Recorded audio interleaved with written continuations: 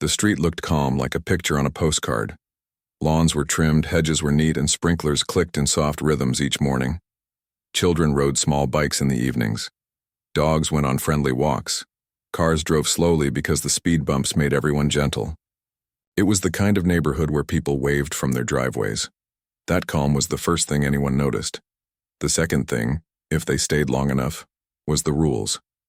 The neighborhood had an HOA with a thick handbook, and the handbook touched almost everything. Paint colors, mailbox height, holiday lights, even where to put your trash bins on collection day. Jamal had moved there 2 years ago. He liked order and peace. He liked his little lemon tree by the front window and his small herb garden near the back fence. He liked knowing he could leave a pair of running shoes by the door and not worry. He worked from home as a bookkeeper, so he had a habit. He kept records of everything: receipts, letters, emails, photos of a fresh repair. It calmed him. He thought it made life simple, the same way neat columns make a spreadsheet easy to read. He paid his HOA fees on time. He learned the rules. He even printed a checklist and stuck it to the inside of his hall closet. Trash out after 6 p.m. on Tuesday. Cans behind fence by 10 a.m. on Wednesday. Grass cut every 10 days in spring. He smiled at that list. It made him feel ready. At first, the HOA notices he received were small and normal. Thank you for your payment. Meeting next Thursday. That kind of thing. Then a letter came about a garden hose left visible from the street. He had coiled it neatly, but the rule said, not visible. He nodded, moved the hose, and took a photo of the change. A week later, he got another letter, this time about his porch light bulb being warm instead of cool white. He changed it. He took another photo. He told himself this was fine. Rules were rules. He liked order. He started to notice a pattern, though.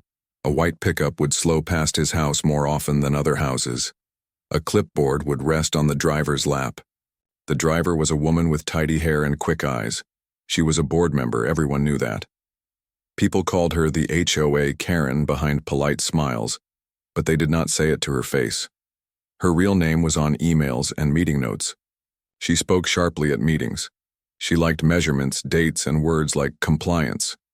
Jamal understood that. He liked those things too. Still, there was a difference in tone. Her tone felt like a hard ruler on a soft desk. The letters began to come faster. One said his grass was 2 inches too high. He measured it and found it short. He took a photo with a ruler beside it. Another said his trash bin lid did not close all the way. He looked and saw it closed, clicked shut. He took a photo of that too. He made a folder on his computer and named it HOA. He added the date to each file name. He told himself this was simply good practice. One bright Saturday, he was washing his car when the board member's white pickup slowed again. She did not wave. She stared at the edge of his driveway, then at the number on his mailbox, then at the shrub near his porch. She parked, stepped out, and walked straight up to the hedge with a small metal tool. She measured the height and wrote something on her clipboard. Jamal turned off the hose, wiped his hands, and greeted her with a smile. "Good morning," he said. "Something I can help with?" She looked at him for a half second and then at the shrub again. "This hedge must be below 36 inches, she said. "It appears to be above that. Your porch light is also casting glare toward the street." "I changed the bulb," he said gently. "Warm to cool white. I have the box if you need to see it." "The glare is the issue," she said. "Not the color." She tapped the metal tool against the hedge top. "And this growth. It must be trimmed." "I can trim it today," he said. "No problem." She did not answer that. She wrote more on the clipboard and walked back to her truck. The engine started. The truck rolled away. Jamal stood there, with the towel in his hand, and watched the tailgate disappear around the curve. He breathed out slowly, then went to his garage for the trimmer. He trimmed the hedge and took a photo. He stepped across the street and took another photo from the sidewalk. He printed the best one and placed it in a thin binder with clear sleeves. The binder already had tabs: fees, repairs, photos, letters. On Monday, another letter arrived about a porch item visible from the street. It was the small wooden crate where he kept a watering can. He moved it behind. The hedge. He took a photo again. That evening, his neighbor Rosa walked over with a small plate of cookies and a worried look. "Hi," she said softly. "I saw the truck again. She was also at my place last week. I think she is looking for small things to write up." Jamal thanked her for the cookies. "I don't want trouble," he said. "I only want to follow the rules. If I'm wrong, I will fix it." Rosa nodded. "You are very careful, everyone knows that." They stood for a moment watching the sky change color. A group of kids laughed down the block. A dog barked once and then quieted. The calm of the street felt real, but there was a thin hum under it, like a fridge you can hear if you listen long enough. A few days later, the HOA sent a letter about escalating fines. It said he had not corrected the hedge height, the porch glare, and the visible crate. He read it twice. He looked at his photos. He looked at the dates and times in the photo files. He printed the metadata that showed when the photos were taken. He put those pages in the binder. Then he wrote a polite email to the HOA address and asked for proof, including the measuring method and the time of the check, noting that he had corrected each item and attached photos to show it. He kept the email simple and kind. He said, "Please and thank you." He sent it and saved a local copy. At the next HOA meeting, he sat near the back with his binder on his lap. The board members sat at a folding table. The room smelled like coffee and floor polish. People asked standard questions: parking, pool hours, a broken swing in the small playground. When the chair asked if there was any other business, Jamal raised his hand. He walked to the front and spoke into the standing microphone. His voice was calm. He explained that he had tried to correct each item noted in the letters and that he had photos and dates. He asked if the board could review these corrections and update the record so the fines would stop growing. The board member with the tidy hair watched him with a steady expression. The chair thanked him and said the board would review his documents and respond. Jamal placed a small copy set of his photos and emails on the table. He did not speak again. He returned to his seat. He listened as the board spoke about seasonal flowers around the community sign. He clapped politely when the meeting ended. The next week, a different kind of letter arrived. It was firmer in tone. It mentioned the possibility of a lien if non-compliance continued. Jamal set the letter on his kitchen island and felt a small twist in his stomach. He did his usual thing. He took a photo of the letter, saved it in the letters folder, and added the date to the file name. He made a new tab in the binder called Fines and Threats. He slid the letter inside. That afternoon, he was walking. His dog, when a neighbor he did not know well, slowed his steps near the corner and lowered his voice. "Be careful," the neighbor said, eyes flicking toward the white pickup 2 streets over. "She has friends at the sheriff's office." He shrugged like he wasn't sure, then walked on, leaving the words floating in the warm air. Jamal stood still for a moment. He felt the dog's leash tug gently. He looked down the block at the pickup, then back at his home. He did not like rumors. He liked facts. He told himself not to make a story based on whispers. He bent to scratch the dog's ears and kept walking. That evening, he reviewed his binder again. He checked each tab: fees, all paid; repairs, receipts with dates; photos, clear views, measurements, timestamps; letters, each one filed and labeled; emails, copies printed with headers. It steadied him to see the pages, neat and in order. He made tea, sat by the window, and looked at the lemon tree leaves catching the last light. He decided on a simple plan. He would keep doing what he had done: stay calm, follow the rules, and collect facts. He would not argue in the street. He would not raise his voice at a meeting. He would not post angry messages online. He would ask for proof each time and answer, with proof of his own. He would build a clear record page by page like a careful bridge across a difficult gap. The next morning, the white pickup passed again. He waved. The driver did not wave back. A day later, a notice was taped to his door while he was out buying groceries. It said there had been a compliance visit. It said he had refused to correct items. He read the note twice. Then, checked the time on it, and compared it to his receipt from the store. He had not been home.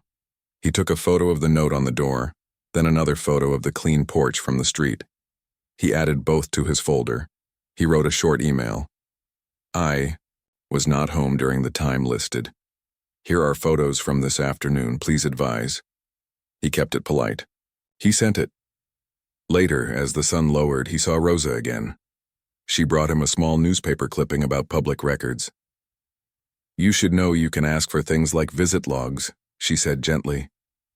My cousin did that once when a city inspector kept missing their house. Thank you, he said, meaning it. He read the clipping. He looked up the state website that explained how to make a request.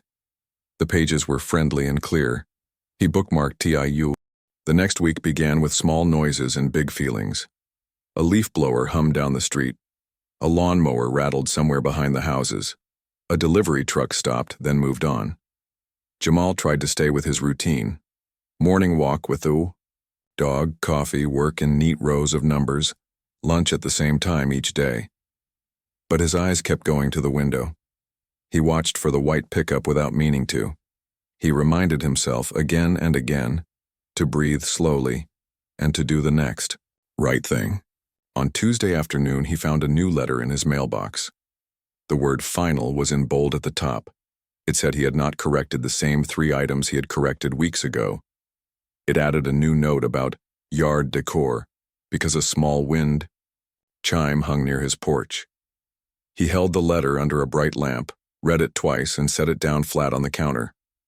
He took a photo of it and saved it in his letters folder.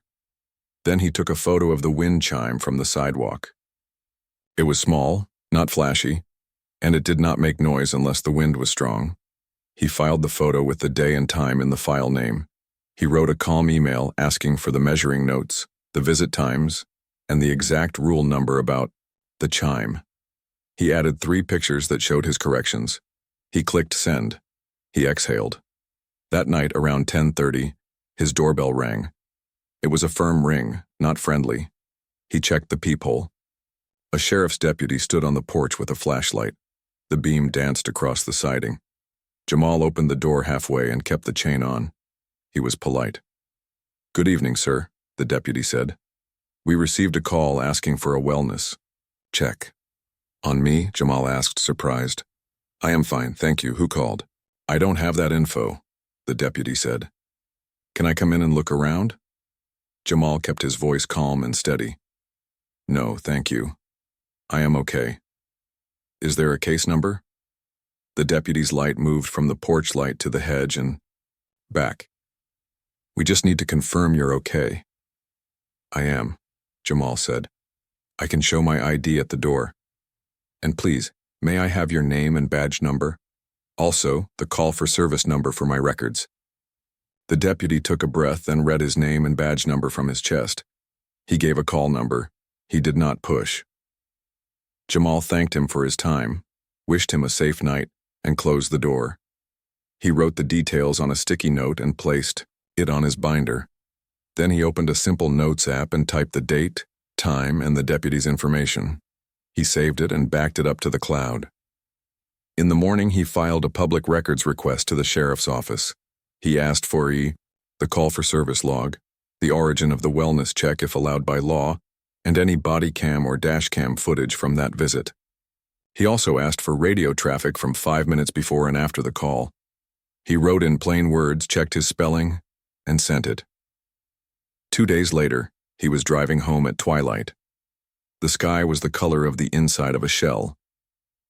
As he approached the community gate, he saw red and blue lights in his rearview mirror. A patrol car followed him. He pulled to the side and turned off the engine. He placed his hands on the wheel where they could be seen. He looked forward and took a deep breath. The same deputy walked up. Good evening again. Good evening, Jamal said kindly.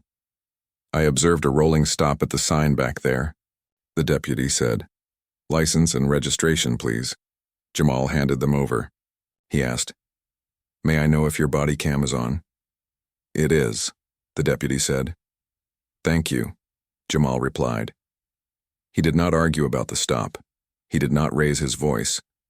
He looked straight ahead and stayed quiet. His dash cam, already mounted on the windshield, blinked its small recording light.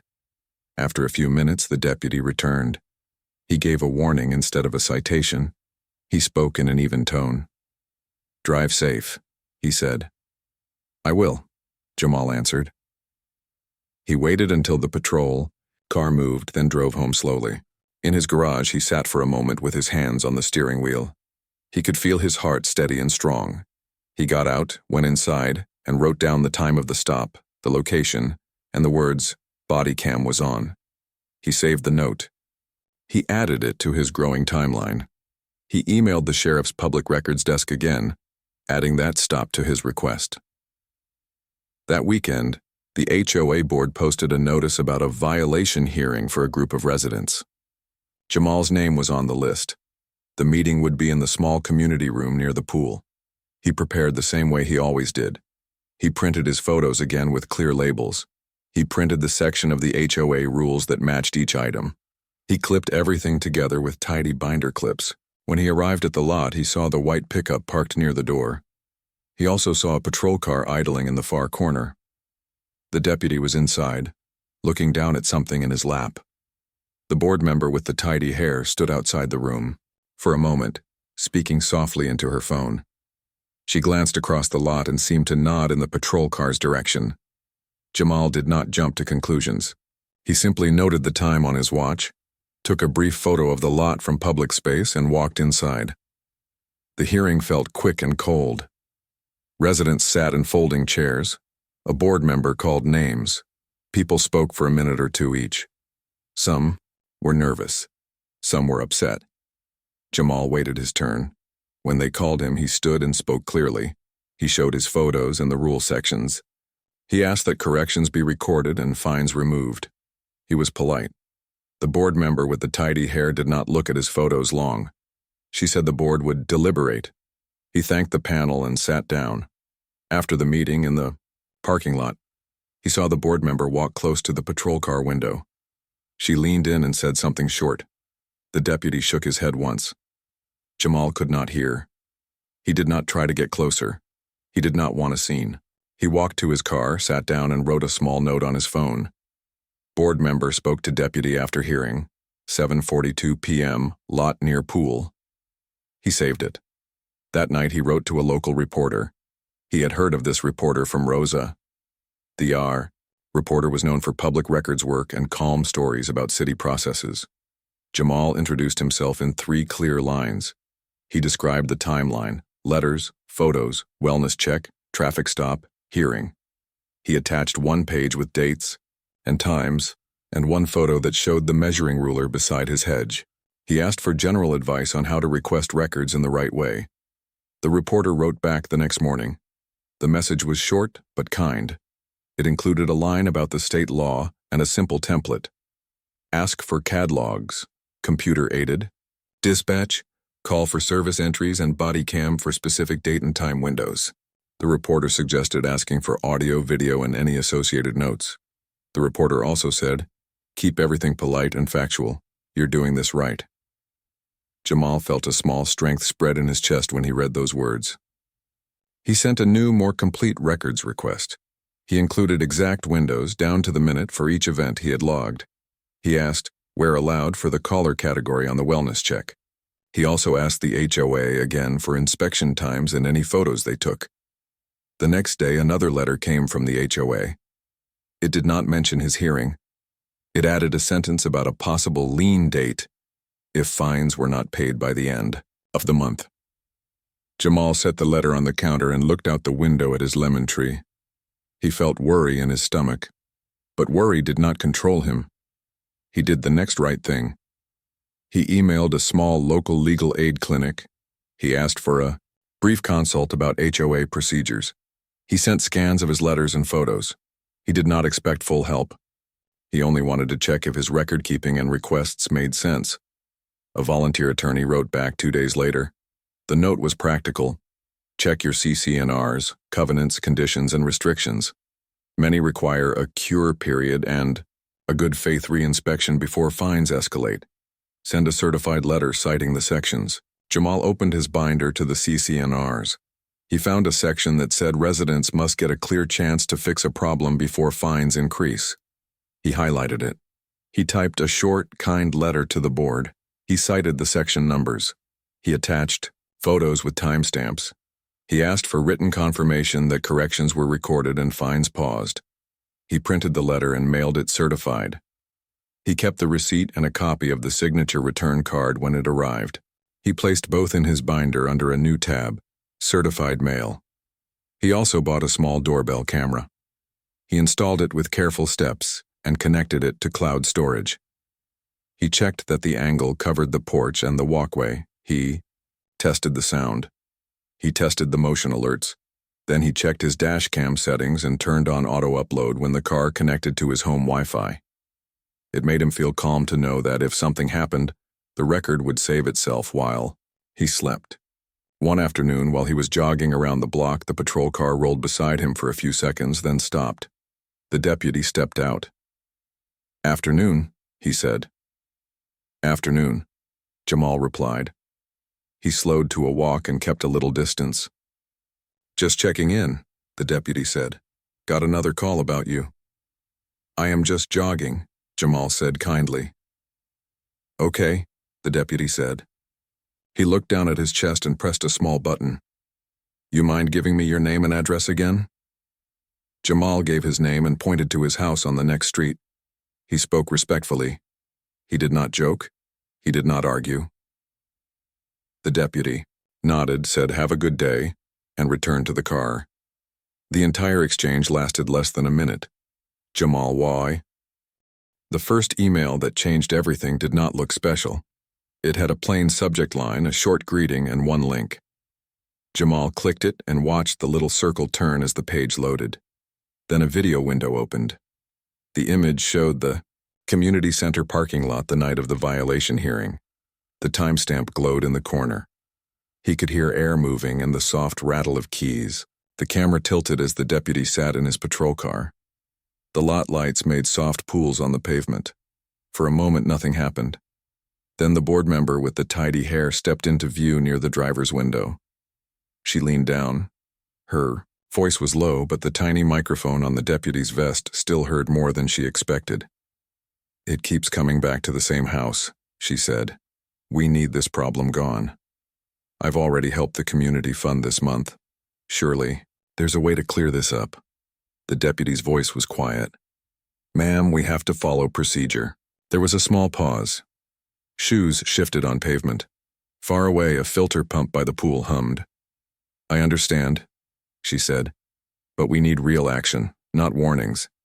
He's making us all look foolish with those papers." A finger brushed the camera, and there was a faint beep like someone had pressed a button and hoped the sound would do something. The image stayed steady. The audio dipped for a second and then came back stronger, as if the mic had caught the edge of a sleeve and freed itself. The deputy spoke again, even softer. "We'll handle calls as they come. Let's keep this by the book." Jamal paused the video and stared at the frame. His own car was just visible 2 rows over, the place where he had sat and written the note on his phone. He rewound 10 seconds and listened again. Then he wrote down the timestamp and the 2 key lines in his timeline. His hands were steady. He saved the video to 2 drives and a cloud folder, then called the reporter. They watched the clip together over a simple screen share. The reporter said little at first. They rewound and listened again with headphones. "Note the beep," the reporter said quietly. "That's often the mute or mark button. Some models only mark the clip. Either way, you have a solid timestamp." "What do I do next?" Jamal asked. "Send a narrow follow-up request," the reporter said. "Ask for the 3 minutes before and after this clip. Ask for the Bodycam, policy section on muting. Ask for CAD entries for the parking lot during that meeting." Jamal did it that night. He kept the tone polite. He cited the exact times from the corner of the video. He attached a still image that showed the board member's shoes by the patrol car door without naming her. He asked for the policy in simple words. When can a deputy mute, and how is that recorded? The next morning, The HOA sent another letter about fines. It did not mention the hearing. It did not mention the certified letter he had sent with proof of correction. It added a new sentence about a deadline for lien. He felt a thud in his chest, but he did what he always did. He scanned the letter. He saved it. He wrote a short reply that included the exact section of the CC&Rs about a cure period and requested a re-inspection with date and time. He mailed a copy by certified mail again. By afternoon, the sheriff's office replied with a short note. Additional video under review. Policy attached. The policy was clear. Muting was allowed only during personal medical information, confidential informants, or privileged conversations, and each mute must be announced on camera before and after. The clip in Jamal's folder had no such announcements. He added the policy to his binder under a new tab labeled Policy. He felt the small click of something lining up. 2 days later, a second link arrived. It was the same parking lot, a slightly wider angle, and the 3 minutes before. Jamal could hear casual radio traffic, a plate number across town, a request for backup miles away. Then a voice on the radio mentioned the community room. Unit near the pool lot, stand by. HOA representative requested presence tonight. The deputy acknowledged. The camera image held the quiet lot. Jamal could hear the board member's footsteps before he saw her. He watched the exchange again. When the beep came this time, he heard another faint sound in the background like the deputy's radio switching channels. There was no muting for policy reasons announcement. When the clip ended, the system immediately delivered the 3 minutes after. In that part, the board member stepped away, and the deputy sat still for a long moment. Then he spoke into his radio in a normal, steady tone. No enforcement action. Community stand by. Jamal and the reporter watched it together again. The reporter did not raise a voice or push excitement. You have a pattern, the reporter said, and you have the policy. I'll ask the sheriff's office for comment. That afternoon, the reporter sent Jamal a draft of a short, careful article. It did not accuse, it described. It listed the dates of the wellness check, the traffic stop, the jogging contact, the hearing night, and the parking lot clip. It included a quote from the policy and a statement from the sheriff's spokesperson. We take policy compliance seriously. Internal review is underway. The story asked the HOA for any inspection logs and noted that a certified letter citing a cure period was pending reply. Jamal read the draft and felt a strange mix of relief and caution. He agreed with the facts and said thank you. When the article published the next morning, things in the neighborhood shifted a little. People did not crowd Jamal's door. They did not speak loudly in the street. They sent small messages. Saw the story. Glad you're staying calm, wrote Mr. Lee. Your lemon tea soon? Wrote Rosa with a smile emoji. A young couple down the block forwarded their own letter with a timestamp that did not match their security camera. They asked how to do a records request. Jamal shared the simple template the reporter had given him. Ask for times, he wrote. Keep it polite and clear. By noon, the HOA sent an email to the community list. It called the article misleading and said audio can be taken out of context. It did not mention the policy quote. It did not mention the cure period section. It set a special meeting for the following week. Jamal printed the email and placed it behind the policy tab. He did not reply. Internal Affairs reached out the next day. The email was brief and professional. It asked to schedule a meeting. It asked him to bring any records he felt were relevant. It reminded him that they could not share all details of an active review.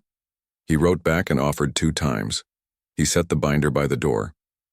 The meeting was in a quiet office with neutral walls and a soft hum of air conditioning.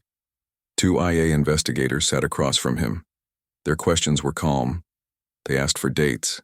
They asked for copies. They asked if he had any other interactions. Not on the list. Jamal answered simply. He slid the binder across the table. The lead investigator turned pages and stopped at the policy section. Thank you, she said. This helps. Have you felt unsafe? I have felt pressure, Jamal said in simple words. I have not been harmed, and I am grateful for that. I only ask for fair rules." The investigator nodded. "We will reach out if we need more." She asked him not to discuss the details of their questions. He agreed. He left the office and sat in his car for a moment before starting the engine. He thought about how different the silence of an office felt from the silence of his kitchen. Both were steady in their own way. That evening, Jamal's doorbell camera recorded the board member walking past on the sidewalk without looking toward the door. She moved quickly, like someone trying to get through a rain shower that wasn't there. Jamal did nothing. He made tea. He updated his timeline with one line. IA meeting, copies provided. He closed the document and went to bed early. The next morning, the sheriff held a short press briefing on a different topic. At the end, a reporter asked about Bodycam policy. The sheriff answered in general terms. "We remind all personnel, often, cameras protect the public and officers. Mutes must follow policy. Reviews are underway when concerns are raised." It wasn't dramatic. It didn't need to be. The words were enough for now. Jamal copied a few lines into his notes with the date. At the HOA special meeting, the room was full. People who had never spoken before took the microphone for their 1 minute. They asked about inspection logs. They asked why notices kept coming to the same homes. They asked if appeals would be posted online. The board member with the tidy hair said the board was committed to compliance. A second board member, an older gentleman with kind eyes, cleared his throat and asked if they could vote to publish inspection times and photographs with dates for any future notices. The room clapped in a soft, careful way. The motion carried. Jamal sat near the back and did not speak. He wrote the vote in his binder. That week, the sheriff's office released one more clip, the radio call before the first traffic stop. It was short, a single line. "Caller near HOA office reported vehicle. Unit 12, check it out." There was no reason listed, just check it out. It wasn't a crime to call. It wasn't even unusual. But lined up with the other dates and times, it showed a thin thread running through the weeks. Jamal added it to the timeline and printed a new front page. The legal aid clinic sent a follow-up note. It suggested filing a simple request for a hearing on the fines under the CCNRs, now that the board had voted to publish inspection times and photos. Jamal did that. He asked that his past corrections be recognized and that fines be paused until logs could be confiscated.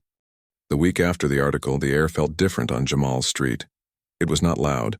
It was not chaotic. It was something quieter and stronger, like a door that had been stuck for a long time, finally beginning to move. On Monday morning, an email from Internal Affairs arrived. It thanked Jamal for meeting with them and asked for permission to collect copies of the porch video from his doorbell camera and the dash cam clip from his car. It also asked if he would consent to a walkthrough at his home to understand where the porch light faced and how the hedge was measured. Jamal read the email twice. He replied with a simple yes, listed 2 times that worked for him, and added, "Please let me know if I should prepare anything else." He then made a pot of tea, opened his binder, and added a new tab labeled IA Requests. That afternoon, the sheriff's office posted a short public note.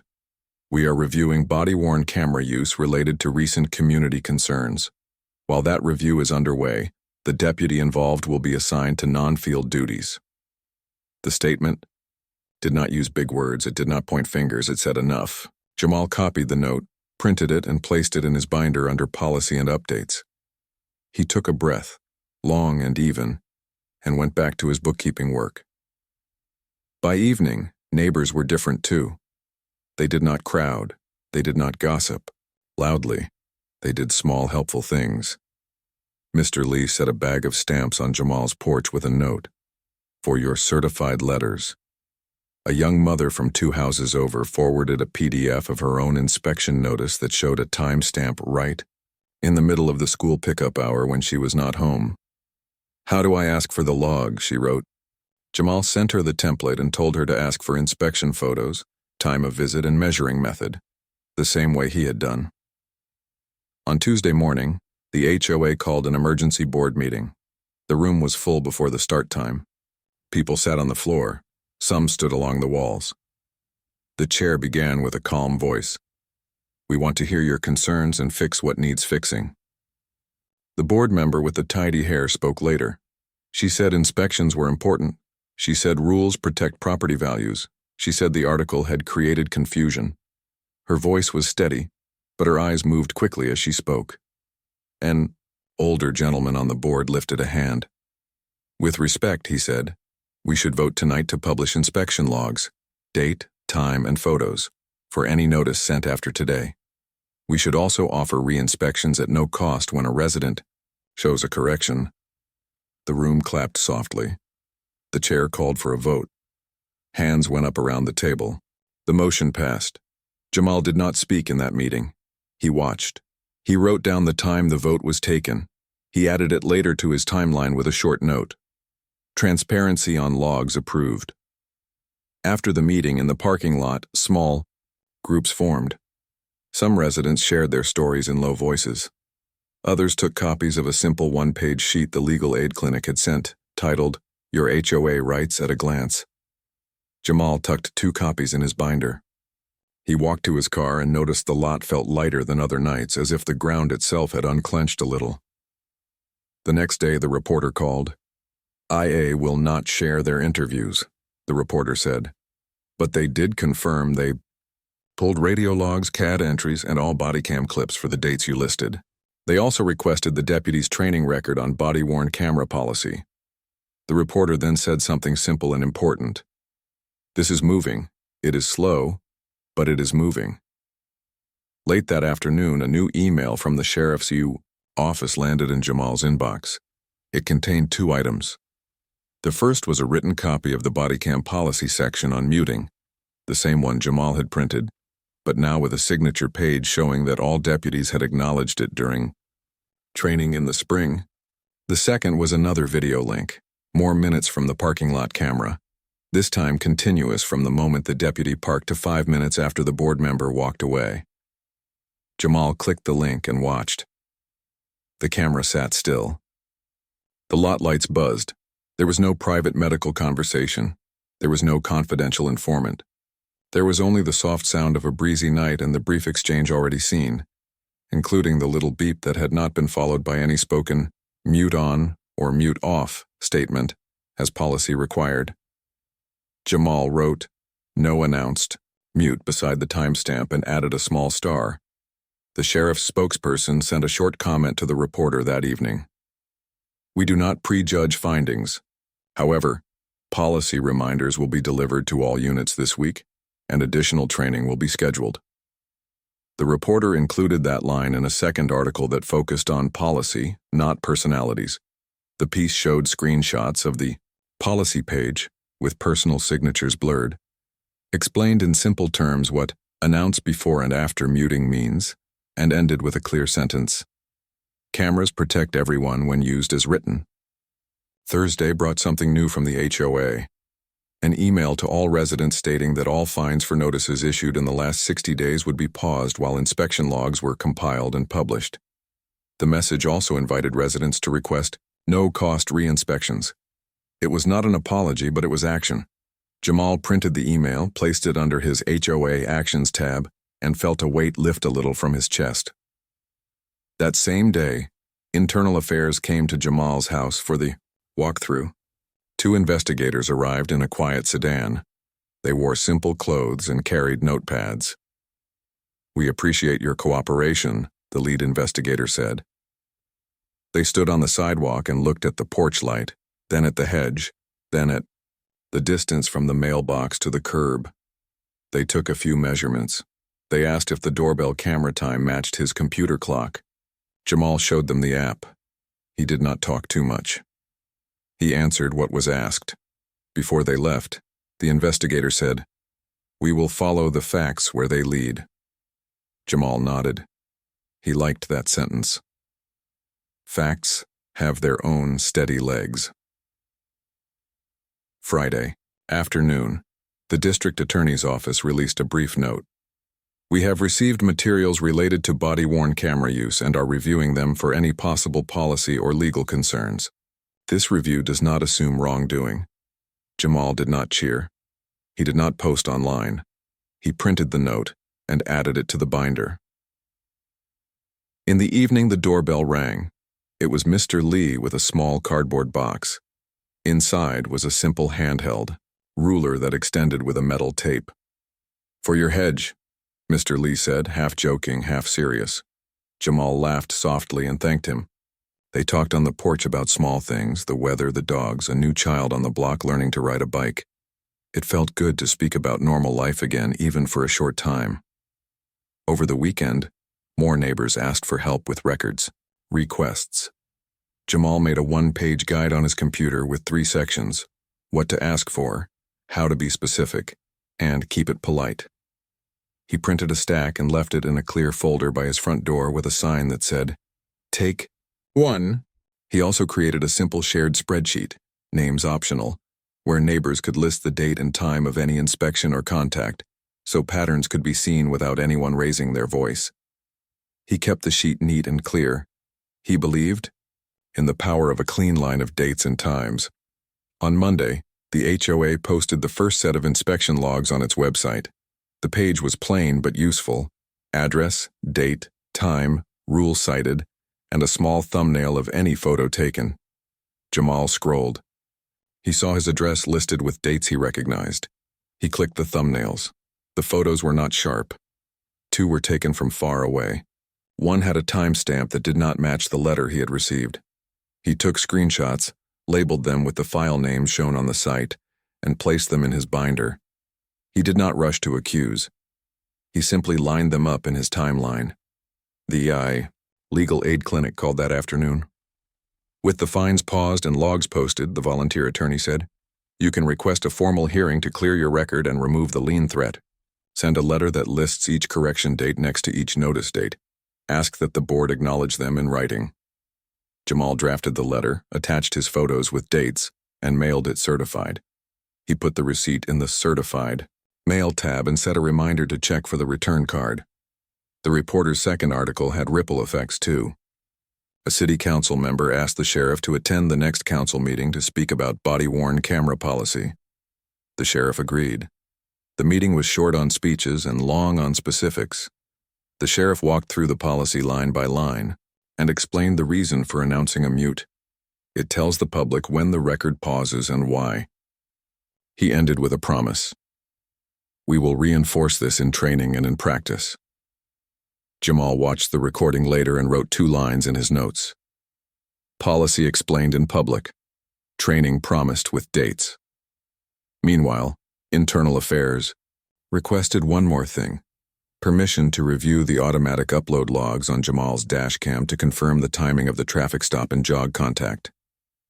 He granted it. He wanted all clocks aligned: his clock, their clock, the camera clocks. One truth is easier to see when all the clocks agree. On Wednesday, the HOA responded to his hearing request. The letter was short and to the point. "Your request is granted. Fines related to items corrected by the dates you provided are dismissed. The lien process is halted." Jamal read those lines twice. He placed the letter in the binder and closed the cover with both hands for a moment. Morning light touched the lemon tree outside Jamal's window. The leaves held small drops of water from last night's sprinklers. The street was quiet. A dog barked once in the distance and then stopped. Jamal stood at the sink with a clean cup and made tea. He did not rush. He watched the steam rise and thought about the last few weeks. He felt a calm he had not felt in a long time. He still kept his binder on the table. He still saved his emails and videos, but the binder felt lighter now. Like a finished book you keep on a shelf for reference, not a heavy weight you must carry each day. A message arrived from Internal Affairs at 9 in the morning. It was short and careful.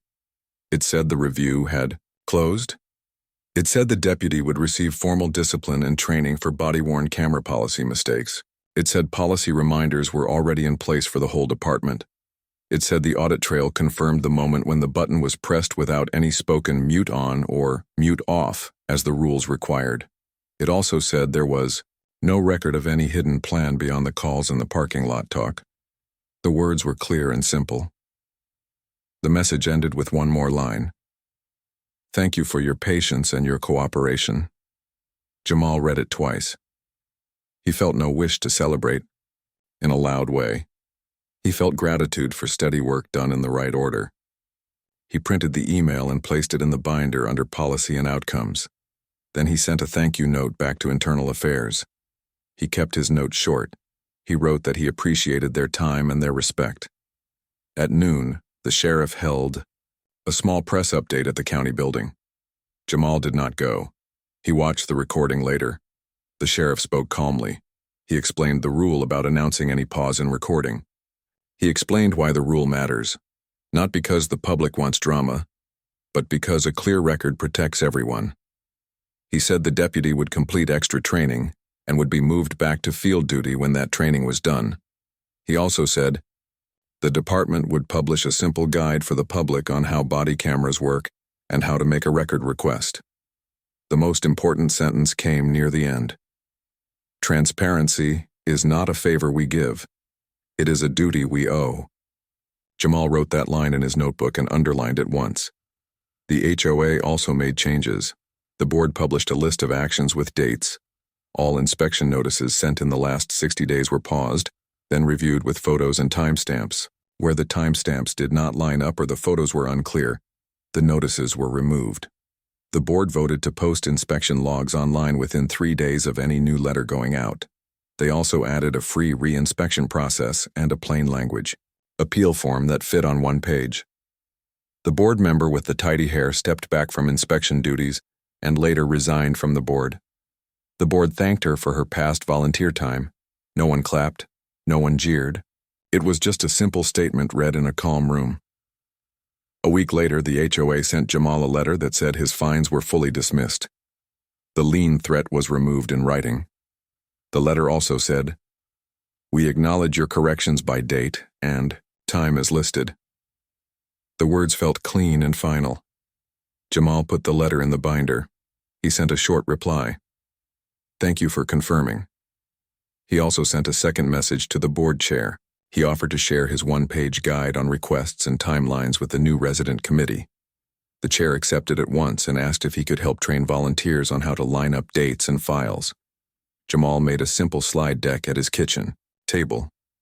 It had 5 steps: keep notes, label files by date and time, be polite, ask for logs, and check policy. He added small screenshots of file names and timestamps. He kept the words big and friendly. He titled the last slide, Kindness and Facts. He smiled at the title when he finished. It sounded like the 2 hands that had helped him walk through the last months. When the resident committee met in the community room, the chairs were full. People brought notebooks. Some brought cookies. The mood was soft and steady. Jamal stood at the front and talked in a clear, calm voice. He did not make himself the center. He kept the focus on steps anyone could follow. He showed how to write a short request. He showed how to take a photo from the sidewalk and save it with the date in the file name. He showed how to make a simple timeline like the one he kept in his binder. He ended with the same line he had taped on his fridge. Stay calm. Be kind. Keep proof. The room nodded like a slow wave. Someone clapped. Then everyone did. After the meeting, a young neighbor walked up with a shy smile. I kept thinking I had to fight, he said. I see now I just need to be clear. That is a kind of strength, Jamal said. Clarity is strong. The reporter called the next day. The voice was warm. I'm doing a small follow-up, the reporter said. The sheriff's guide for the public is going online. The city council might post it on their site too. The HOA board sent me their new appeals form and it really is 1 page. How do you feel about the way it ended? I feel thankful that we have a path, Jamal said. I did not want anyone hurt. I wanted fair steps. We have fair steps now. The reporter paused and then said, That answer is very you. They both laughed softly. The story on the website that night was short and simple. It did not spike the ball. It listed the changes and linked to the new forms. It closed with a quiet line. In a season of heat, one resident kept to light and left a map for others. Life in the neighborhood returned to its old rhythm. but it also held a new layer. When the white pickup was replaced by a small electric golf cart for the new inspector, no one frowned. The new inspector wore a sun hat and carried a tablet. She waved at people and introduced herself by name. She followed the new steps. If she saw a problem, she took a photo with the date and time and sent it with a polite note and a link to the rule in plain words. If someone fixed the issue, she returned and took a confirmation photo and closed the file. She printed thank you cards for quick corrections. She posted logs every Friday. The logs were short and neat. People read them and felt calm. One Saturday, the sheriff stopped by the community as part of a coffee with residents event. The table by the pool held cups, a box of donuts, and a stack of the new public guides about cameras and records. Jamal did not seek the sheriff out, but the sheriff saw him and walked over. The sheriff's handshake was firm and quiet. "Thank you for your patience," the sheriff said. "Thank you for staying respectful when it was not easy." "Thank you for the clear policy steps," Jamal said. "They help more than you know." They spoke for only a minute. It was enough. Jamal took one public guide and put it in his binder. He did not need it for himself anymore, but he liked to have a copy for anyone who might ask. At home, he looked at his porch light from the sidewalk and smiled. It cast a soft glow on the path. He checked the hedge height with the ruler Mr. Lee had given him. It sat below the number. He trimmed one small branch and made the top neat again. Then he brought a young tree from the side of the house to the front yard. It was a small evergreen with a straight, hopeful trunk. He dug a tidy hole, set the tree in place, and packed the soil with his hands. He added a small sign at the base that said, "Planted in Hope." He did not tell anyone about the sign. He did not need to. It was for his own heart. Rosa came by in the afternoon with 2 cups of lemonade. They sat on the porch steps and looked at the new tree. "It suits the yard," she said. "It suits my mind," Jamal said. "It reminds me that good things grow slowly and stay." A car drove past and waved. Children rode bikes in a circle and shouted happily. Sprinklers clicked on as the sun dipped lower. The sound of the street was once again the same old music. Wheels on pavement, feet on sidewalks, quiet voices practicing kindness. That night, Jamal opened his binder and added one last page behind the front cover. It was not a record. It was a letter to himself. He wrote in simple lines, "When something feels unfair, slow down. Ask for the rule. Ask for the log. Ask for the timestamp. Keep your words gentle. Do not be afraid of paper. Paper can be your friend. A camera is not a weapon. It is a mirror. Mirrors are honest. Stay calm. Be kind. Keep proof." He slid the letter into a clear sleeve. He closed the binder and placed it on the top shelf of his bookcase. Weeks passed. The lemon tree made new leaves. The small evergreen took hold. The new appeals committee wrote a guide that anyone could understand. The sheriff's office posted the camera guide in 3 languages. The city council added a page on how to ask for public records without stress. The community held a good neighbor night in the park with music, a table for forms, and a big sign that said, "We keep our street fair." People signed up for little tasks, checking playground bolts, refilling the dog waste bag stand, helping new families learn the rules in friendly words. At the end of the evening, a little boy pointed at Jamal's binder on the table and asked, "What's that?" Jamal knelt and smiled. "It's a book of dates and pictures," he said. "It helps me remember the truth." The boy nodded and asked if he could draw in the notebook beside it. Jamal said yes. The boy drew a simple house, a small tree, and a smiling sun. He wrote one word at the top, big and clear: peace. Later, when the lights in the park turned off and people walked home, Jamal carried the binder under his arm, not like a shield, but like a tool that had done its job. He set it down on his kitchen table and turned off the porch camera view on his phone. He did not need to.